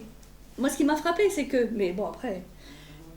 La notion d'être victime d'une injustice a été pour lui la source d'une nouvelle vision de lui-même. C'est-à-dire, il se considérait vraiment comme un moins que rien, et tout d'un coup, le fait d'être victime d'une injustice, il va au fait d'être fusillé, la tête haute. C'est rigolo, ça. C'est comme une tombe d'orgueil. Je sais pas. Il a même pas 48 heures. Hein. Donc, qu'est-ce qui s'est passé comme alchimie à l'intérieur de lui? Il peut y avoir des choses fulgurantes. Hein. La beauté du paysage et de la Quand il va pour être fusillé, je ne sais pas s'il voit beaucoup le pays. Avant, ah oui. Disons, vous voyez, les questions restent ouvertes. Hein. Les questions restent ouvertes. Mais, disons, cet aspect-là, quand même d'une spécificité occidentale, moi, me semble intéressant. Oui. Et on peut se poser la question, même voilà, tous les jours, d'avoir des regrets, d'avoir du remords. Est-ce que c'est vraiment utile? Et est-ce qu'il ne vaut-il pas mieux, la question, mais de savoir pourquoi on a agi comme ça, pourquoi on a pensé telle chose, et de travailler sur la cause ou la source, parce que si une autre situation identique apparaisse, peut-être on agisse autrement. Mais sans se flageller, vous voyez. Question. Alors. J'ai un souvenir d'un prof de philo qui, à l'époque, disait le remords est comme le renard que le jeune Spartiate cachait sous sa tunique. Il lui bouffait l'estomac. Donc, déjà, à l'époque, ça devait titiller quand même. Le renard. Non, mais c'est le prof de philo qui disait ça. Oui, bon. Les stoïciens. C'est les stoïciens. En parlant du stoïcisme. Les stoïciens, il n'y a pas la notion de remords chez les stoïciens. Alors, pourtant, Non, mais c'est la phrase. Alors, comment tu la phrase, elle n'est pas stoïcienne. L'exemple est stoïcien. Peut-être, effectivement, quelqu'un a caché un renard et ça lui a bouffé, il a supporté la mort, parce que c'est ça qu'on stoïque, supporte la mort. Bon, ça c'est encore un peu une image d'Épinal du stoïcien, mais j'insiste, chez les Grecs, chez les Romains, il n'y a pas cette notion de on a fait quelque chose ou on a pensé quelque chose qu'on considère négatif. Bon, eh ben, comme dit Marc Aurèle dans ses pensées, on va essayer de chercher la cause, de travailler surtout sur, c'est ça intéressant là aussi, sur la représentation qu'on a de soi-même. Hein, c'est ce que disait Épictète dans son fameux manuel. Ce qui nous fait souffrir, c'est pas les choses, c'est pas les événements en eux-mêmes, c'est la représentation qu'on en a. Et si on ne peut pas changer les événements, par contre la représentation qu'on a de ces événements, ça oui, on peut le changer. Mais voyez, il ne s'agit pas de remords, il s'agit d'une vision plus tournée vers le futur, c'est-à-dire, bon, qu'est-ce que je peux changer dans ma représentation, peut-être pour souffrir moins, et souffrir peut-être de manière moins inutile. Le remords peut nous conduire à ça, le remords peut nous conduire à ça. Si j'ai du remords d'avoir fait une mauvaise action, je peux très bien me dire, mon Dieu, j'ai fait ça, jamais il faudra que je le refasse, je vais travailler là-dessus parce que c'est insupportable ce remords que j'ai. Oui. C'est une manière de payer. Oui, si on va, moi il me semble, mais c'est bon, c'est personnel, si on va à la cause, oui. Ah oui, bien sûr. Si on va à la racine. Bah, si on ne va pas à la racine, on en meurt de son truc. Voilà. Est-ce qu'on n'est pas d'autant plus à la racine, est-ce qu'on n'est pas d'autant plus incité à aller à la racine qu'on a un remords? Oui, c'est ce qui vous taraude. Ça peut, mais c'est pas automatique. Si on est responsable et pas coupable du tout, pourquoi s'en va? Si on ne se sent pas coupable, pourquoi s'en va? Et voilà. À son moteur. Elle a son rôle. Elle a son rôle. D'accord. Ah oui, moi je trouve aussi que ça peut conduire à justement une analyse de l'acte en fait. Oui. Puis c'est l'exercice d'une liberté aussi. C'est exercer sa liberté. Pouvoir l'analyser, savoir qu'on peut changer, c'est qu'on va se sentir libre. Si effectivement on est conduit par l'événement et puis que bon, de toute façon. Oui. Donc là, vous voyez le remords comme une manière de reprendre la main, voilà. C'est ça, sur reprendre la main, exercer une liberté sur. D'accord. Mais en même temps, ça peut être la chute, ça peut être ça mourir. Oui, oui. Mais peut-être que les bouddhistes, etc., ils sont en amont, ça. En amont. Je ne sais pas. C'est une autre vision. Disons, c'est une autre vision. Bon. Vous voyez, c'est intéressant. On voit les choses de manière différente. Alors, quels sont les philosophes, les écrivains qui ont évoqué le sujet? Je ne peux pas vous les citer tous parce qu'il y en a trop. Ce qui est sûr, c'est qu'il y a Spinoza, Nietzsche. Bon, Nietzsche. Ricoeur. Ricoeur, là je vais vous parler un tout petit peu de ce qu'il appelle l'homme faillible. Bon. Husserl, hein, le grand fondateur de la phénoménologie. Et aussi, je pense en tant qu'auteur, à Dostoïevski. Crime et châtiment, c'est que ça. Hein, ou les frères Karamazov. Bon, Et Camus dans le chou. Camus, bien sûr. Oui. Ouais. Camus. Je rajoute Camus. Je ne les ai pas tous mis. Oui, bien sûr. Et ça? Bah oui, alors si on met Camus, mais ici en Provence, on n'aime pas trop Sartre. Parisien, Sartre. Nous c'est Camus. Sartre ne connaît pas. Oui, non, mais bien sûr, bien sûr. Alors, je vous dis 2 mots, hein, parce que c'est... Vous voyez, ça ouvre plein de perspectives. Alors, par rapport à cette spécificité occidentale, bon, moi, ça c'est la thèse que on peut développer autre chose. Mais un qui a vraiment critiqué ça et critiqué une certaine morale chrétienne, bien sûr, avec des mots très forts, c'est Nietzsche.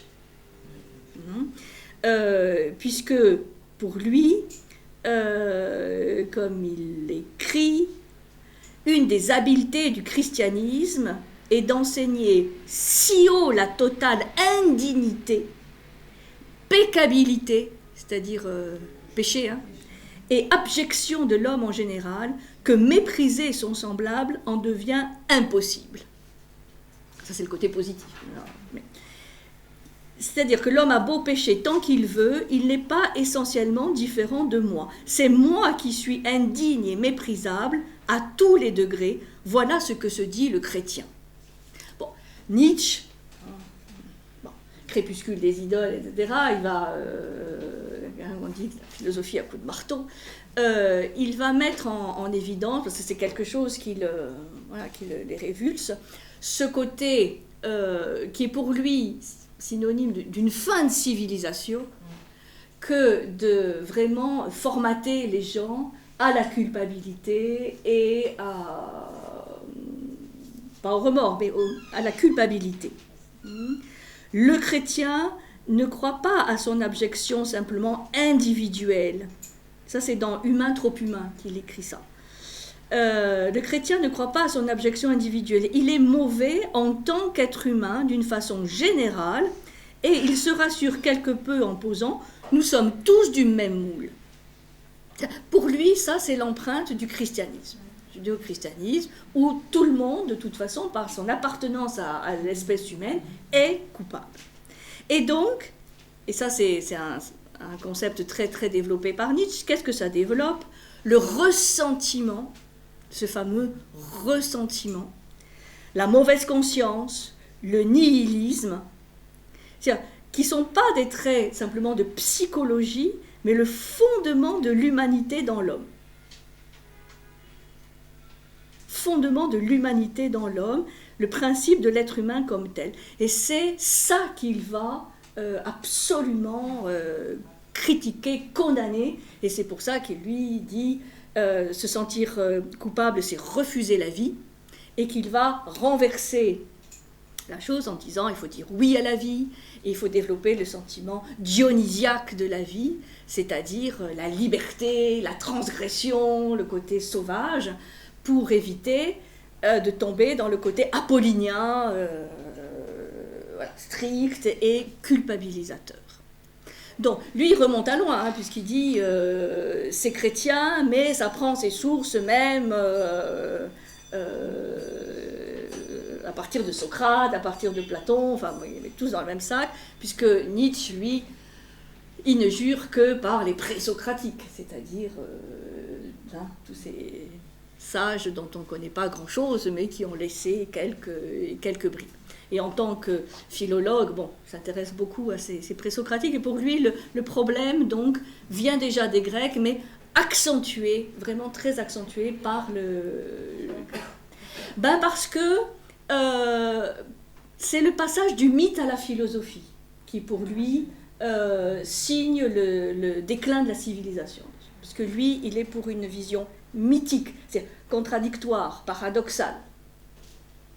Et c'est ça que les présocratiques représentent à ses yeux, c'est-à-dire des gens très empreints encore du mythe, hein, que ce soit grec ou sumérien, alors qu'avec la philosophie, on s'intéresse aux causes, on réfléchit, c'est le logos. Donc quelque part, Nietzsche, lui, va défendre le mythos. C'est pour ça qu'il défend Dionysos et pas Apollon. Et le logos, pour lui, c'est le début du déclin. Et pour lui, c'est une grande décadence, en fait, hein, depuis. C'est pour ça qu'il en veut pas tellement Socrate, parce que, bon, Socrate a eu des disciples tellement différents mais Platon. Disons, voilà, par exemple, Platon, c'est la dialectique, c'est la logique, c'est assez apollinien, et donc, c'est le début de... Et il rajoute évidemment une couche avec la morale chrétienne. Donc, il dit, il y a un moyen de régénérer tout ça, de régénérer la civilisation, c'est pas perdu, lui il n'est pas du tout nihiliste, non, il faut revenir au mythos, il faut revenir, c'est pour ça que ainsi parlait Zarathustra, c'est pas Zoroastre, hein, c'est quand même un prophète, il faut revenir au mythos, il faut revenir, oui, à la vie, au dionysiaque, et pour lui, c'est de dépasser l'état humain, avec la notion de surhumain. C'est une manière, justement, de sortir de cette culpabilité qui n'est cause que de ressentiment, c'est-à-dire de choses qui amènent vraiment vers la mort. C'est mortifère. Pour lui, c'est mortifère. Et c'est pour ça qu'il a ce style vraiment très enflammé, oui, pour réveiller les consciences en disant, on peut dépasser, c'est pas du tout la notion du surhomme en tant qu'espèce biologique, c'est le surhumain. Il y a un moment où il faut dépasser cette fatalité, en fait, humaine. Voyez, donc c'est très puissant. Et évidemment, Spinoza, dans un style beaucoup plus mesuré, va dire un peu la même chose, avec ce désir d'être, de liberté, et d'entretenir ce désir de vie. Spinoza et Nietzsche, c'est vraiment deux grands amoureux de la vie. Et pour eux, la culpabilité, le remords, la mauvaise conscience, c'est la négation de la vie. Alors, après, hein, c'est des billes pour réfléchir. On peut aussi le voir comme un aiguillon. Hein, bon. Dostoïevski va nous dire la même chose. C'est que pour lui, la culpabilité, c'est pas quelque chose d'accidentel, c'est au fondement de toute existence. C'est-à-dire que, voilà, de par sa nature humaine, l'homme se sent coupable. Et ça, c'est le grand sujet, hein, de ces héros, hein, qui sont des criminels, punis, impunis, et tout cette description aussi, hein, de l'intériorité qui est magnifique chez Dostoïevski. Alors, un autre philosophe qui s'est intéressé à ce sujet, évidemment, après la guerre, après les deux guerres mondiales, beaucoup de philosophes se sont interrogés sur ces sujets, hein, de la culpabilité, la responsabilité. Et Paul Ricoeur, lui, il a un apport intéressant. Bon, c'est pas toujours facile, hein, on va rappeler Ricoeur. Bon. Il dit que le sentiment de la faute est inséparable de la faillibilité de l'être en tant qu'être fini. C'est-à-dire, en tant qu'être fini, hein, la finitude de l'être humain, il y a cette notion de l'homme faillible, ce qu'il appelle, hein, dans un de ses ouvrages, l'homme faillible. Qu'est-ce que c'est que l'homme faillible? C'est l'homme qui peut faillir, hein, et qui peut ressentir cette notion de faute. Il dit, l'homme faillible, c'est la faillibilité d'un être qui ne coïncide pas avec lui-même. Qui ne coïncide pas avec lui-même. Il y a cette notion un peu qu'on trouve chez Balzac, hein, de manière très visionnaire, d'un peu d'une schizophrénie, c'est-à-dire d'une double nature dans l'homme. C'est quoi la devise qui fait pas l'ange fait la bête? Non, c'est quoi? Hein? Qui fait l'ange fait la bête. C'est-à-dire, voilà, nous ne sommes pas des êtres unifiés, donc il y a du combat, il y a du conflit à l'intérieur, et c'est la limitation de l'homme, hein, d'avoir cette faiblesse originelle qui permet l'avènement du mal. Qu'est-ce qui permet la faute? Qu'est-ce qui permet la faillibilité? Qu'est-ce qui permet le fait de penser le mal ou de faire le mal? C'est cette dualité, c'est cette schizophrénie en l'homme, caractéristique de l'homme fini. Et l'homme fini? C'est quoi l'homme fini? J'en connais. Des hommes, oui, des femmes, non, mais des hommes, oui. C'est l'homme qui arrive dans un monde fini où tout, pas simplement sans réponse, mais où le tout possible est parti. Où les contraintes, les limitations sont tout le temps présentes. C'est pour ça que Balzac s'intéresse beaucoup à tout ce monde du rêve. Hein? Et il explique très bien, comme Swedenborg, que par exemple pendant le sommeil, le corps physique étant tranquille, la conscience, parce que tout ça suppose aussi la notion philosophique de la conscience, peut s'échapper dans d'autres plans, des plans spirituels, des plans célestes, des plans psychologiques, où les murailles sont plus élastiques. On peut vivre d'autres choses. Mais après, le matin au réveil, et il dit très bien, quand on se réveille, il y a une sorte de sursaut exact, un peu comme quand on naît. Qu'est-ce qu'on arrive dans un monde, qu'est-ce que c'est la première réaction d'un bébé qui naît?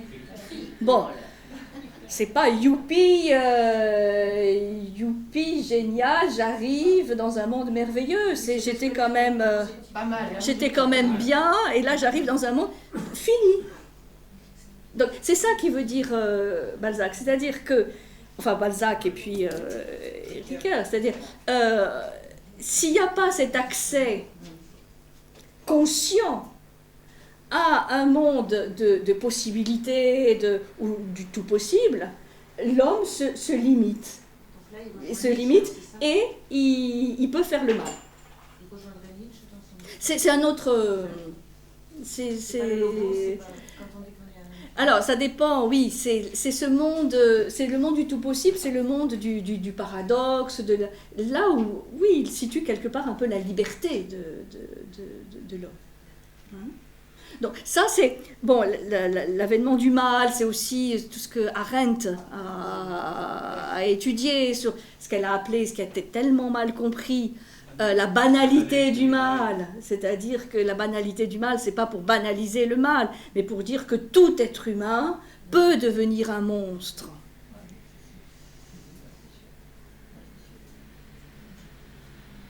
Et ça c'est très dérangeant. Parce que c'est plus facile de dire, attendez, la liste des monstres, je vais vous la faire, hein, voilà, elle est là, et les autres, non. Donc, évidemment, bon, vous avez Lévinas aussi, enfin, après-guerre, il y a un tel tremblement de terre qu'on se demande si on peut encore faire de la philosophie, que tous ces philosophes vont s'intéresser, vont étudier cette notion de culpabilité, de responsabilité, hein. Et donc, ce que dit Ricoeur, pour revenir à Ricoeur, c'est que l'homme aspire toujours à une béatitude illimitée. Mais il le désire toujours à partir d'une perspective singulière qui est son caractère. Et c'est là où il va dire, oui, les religions ont une manière d'apporter une réponse. C'est que cette béatitude illimitée, oui, l'homme l'aura dans un autre monde, mais il l'aura. Et pas forcément sur Terre, mais il l'aura. Et il y a cette espérance de quelque chose d'illimité, d'infini. Ça rejoint un peu l'absurde de Camus. C'est-à-dire, c'est quoi l'absurde? C'est le fait d'avoir des questions qui ne reçoivent pas de réponse. Le monde est vide. Je n'ai pas de réponse à mes questions existentielles. Si je refuse l'espérance de la religion, par exemple, ou l'espérance de marxisme, hein, d'une idéologie. Donc, il dit « Je suis un cœur inquiet, Ricoeur, un conflit entre le plaisir et le bonheur qui met à nu la fragilité affective de l'homme. La faillibilité, ça me semble intéressant, cette notion d'homme faillible, est l'occasion, le point de moindre résistance par où le mal peut pénétrer dans l'homme. La faillibilité, c'est l'occasion, le point de moindre résistance par où le mal peut pénétrer dans l'homme. C'est comme si nous avions des sortes de failles, hein, de petites fragilités par lesquelles... Voilà. Et alors, se sachant faillible, c'est-à-dire cet être faillible, suppose et entretient un état de culpabilité latent, c'est-à-dire une possibilité permanente d'avènement de la faute. C'est-à-dire que l'homme sait, dans son fort intérieur, qu'il peut faillir à chaque instant, qu'il peut être fautif. C'est pas de quoi. Vous voyez, c'est quelque chose de diffus. Et ça je trouvais intéressant par rapport à Prosper, qui dit, oui, moi, de toute façon, j'ai pensé ça, donc je suis coupable. C'est-à-dire, il y a un fond humain qui fait que ce sentiment de fragilité ou de faillibilité est vraiment là. Vous voyez? Alors,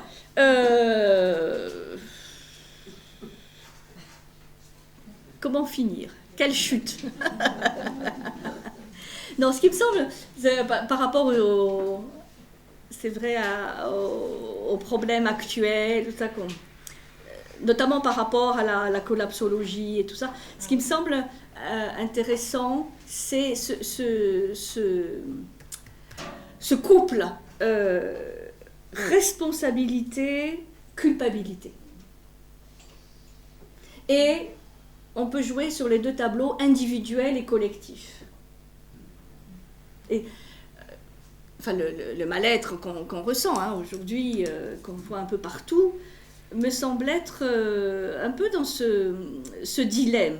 Est-ce qu'on doit se sentir coupable, par exemple, de l'état de la planète, par exemple? Est-ce que c'est une culpabilité individuelle et c'est une culpabilité collective? Ou doit-on se sentir responsable? Là, pareil, individuellement, collectivement. Et ce qui me semble compliqué aujourd'hui, c'est que tout est tellement imbriqué. C'est-à-dire qu'il n'y a plus de territoire un peu qui ne soit pas dans les réseaux mondiaux et tout ça. Donc, ce que chacun fait, bon, de toute façon, est contraint. Là, on est dans un monde, on se rend compte, très fini. Planète finie, enfin, ressources finies, sauf dans l'imagination, qui, elle, peut-être est créatrice et infinie. Mais ça me semble, beaucoup de sujets qui sont abordés aujourd'hui me semblent tourner autour de ces notions. On ne fait rien, bon, de toute façon, parce que tout ça nous dépasse largement, et donc c'est pas simplement en faisant mon petit tri sélectif que je sauverai la planète. Donc, bon, c'est le collectif, où on attend du collectif des solutions qui, de toute façon, ne viendront pas. Enfin, vous voyez, est-ce qu'on est coupable hein? Parce que je me rappelle, il y a une dizaine d'années, beaucoup de documentaires qui expliquaient les choses un peu telles qu'elles étaient. Je pense au film de Hulot, Syndrome Titanic, qui a été si mal reçu, parce que on disait, oh, oui, mais il nous culpabilise. Ou des réactions face à Greta Thunberg, qui est cet enfant qui nous culpabilise. On entend ça. Oui, bien sûr. Hein? Bon, donc, comment gérer ça?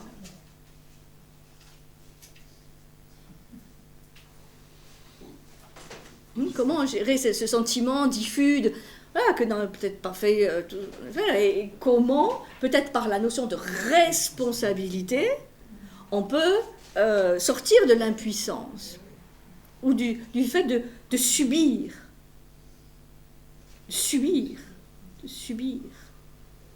Hein, ce qui est intéressant aujourd'hui, c'est que on est face à une réaction à une réforme qu'on ne connaît pas. Donc, mais il y a ce sentiment que de toute façon on va y perdre, qu'on n'a pas moyen d'action, qu'on subit. Et ça me semble être très en lien avec la notion de, quelque part, oui, de soumission, de culpabilité.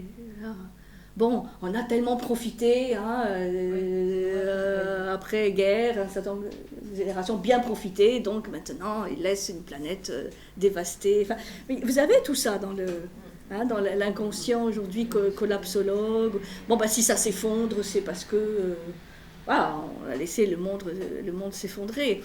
Moi, je ne suis pas du tout dans cette perspective-là de dire c'est une fatalité, ça va s'effondrer, tout va s'effondrer. Non. Probablement, le monde va continuer, il va falloir participer au fait de le construire, ce monde, peut-être sur d'autres valeurs. Mais c'est vrai que ce sentiment, quand on voit la souffrance, parce que quand même, c'est ça qui me frappe, la souffrance de ces personnages, qui sont quand même minés, hein, un peu torturés, par ce sentiment de mauvaise conscience. Bon, est-ce qu'il n'y a pas une autre représentation qu'on peut se faire? Vous voyez, c'est simplement une bouteille à la mer, hein, des questions que moi ça m'a évoqué.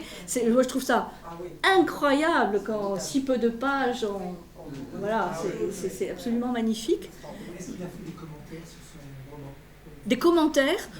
Non, sauf que pour les contes philosophiques, il dit « Je veux mettre en évidence l'influence de la pensée sur la matière. » Et qu'à tel point, parfois, la pensée peut être, il dit, un poison, un poignard. La pensée. C'est-à-dire, vraiment, ce qu'on pense imprime la pensée.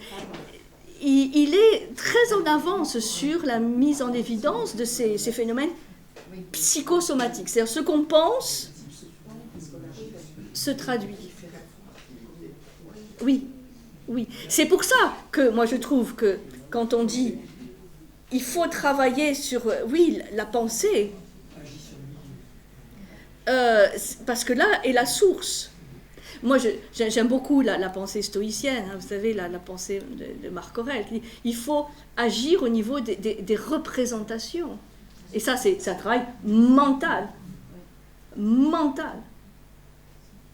Après, qui se nourrit d'émotions, de sentiments, d'affects. Mais le travail, il est mental. Et ça, c'est à notre portée. Et on voit très bien dans la vie de tous les jours qu'à partir du moment où on change, tiens, et si je voyais la chose autrement, truc mauvaise nouvelle, truc. Bon, et si je faisais un pas de côté, si je voyais la chose autrement. Mais ça change tout. C'est pour ça que les représentations un peu morbides qu'on fait de la dévastation de la planète peut être aussi très inhibitoires. Inhibiteur, bien sûr. De toute façon, mais moi je peux rien. Moi. De toute façon, face à la Chine, face à l'Amazonie, c'est des enjeux trop important, trop mondialisé. Moi, j'ai pas les ficelles. Et ça, c'est dévastateur. C'est dévastateur. C'est ce que j'aime dans la permaculture, l'esprit de la permaculture. C'est-à-dire, bon, chacun peut agir, et de toute façon, communique avec les autres. Donc, la petite chose que je fais n'est pas et ça permet en plus, quand on agit, on sort justement du ronron psychologique. C'est rapide. Oui, heureusement, il n'est pas le seul. Oui. Parce qu'il commence à devenir un peu vieux. Je l'ai vu l'autre jour à l'émission. Il vieillit. Hein. Bon, tout le monde vieillit. Hein, il commence à radoter un peu, oui. Mais il est super. Non, moi j'adore. Mais c'est vrai que c'est ça qui m'est apparu. Je ne sais pas si vous avez vu la grande librairie. Bon, il y avait Pierre Rabhi, il y avait Cyril Dion aussi à côté. Et il y avait chez Rabhi un soupçon d'amertume. Je ne sais pas si vous l'avez... Et même que Bunel, qui est en général quelqu'un d'assez rond, il est quand même rentré dedans bien comme il faut, en disant non, nous, parce qu'il faisait une émission spéciale sur sauver la planète, il faut parler solutions concrètes, quoi. Voilà. Et là, il commençait à dire oui, mais on fait que des bêtises, on n'est pas intelligent, enfin voilà. Et à côté, il a dit bon bah voilà, et Cyril Dion a dit bon bah arrête, il faut écouter les autres qui ont des messages beaucoup plus positifs, beaucoup plus optimistes, parce que ça va, le constat il est fait, quoi, c'est bon, c'est bon. Donc qu'est-ce qu'on fait? C'est vrai que le précurseur se fatigue. Ça arrive. Ça Richard, il faut quand même dire qu'il a passé toute sa vie à proposer. Ah non, mais moi je... Mais... Oui, et puis, je dis ça, je l'aime beaucoup, mais c'est vrai que les combats, parce qu'il en a mené des combats, peuvent aussi fatiguer, quoi. Donc il faut la relève. Et c'était amusant, mais... Non, c'était Pic qui était là. Il y avait Pic, oui, c'est autre chose. Bon, voilà, donc oui, il faut finir, merci Roland, parce qu'il faut aller... il faut... mais c'est pour les autres. Ah, c'est gentil Roland, de vous dire que vous êtes libre de partir, parce que c'est fini.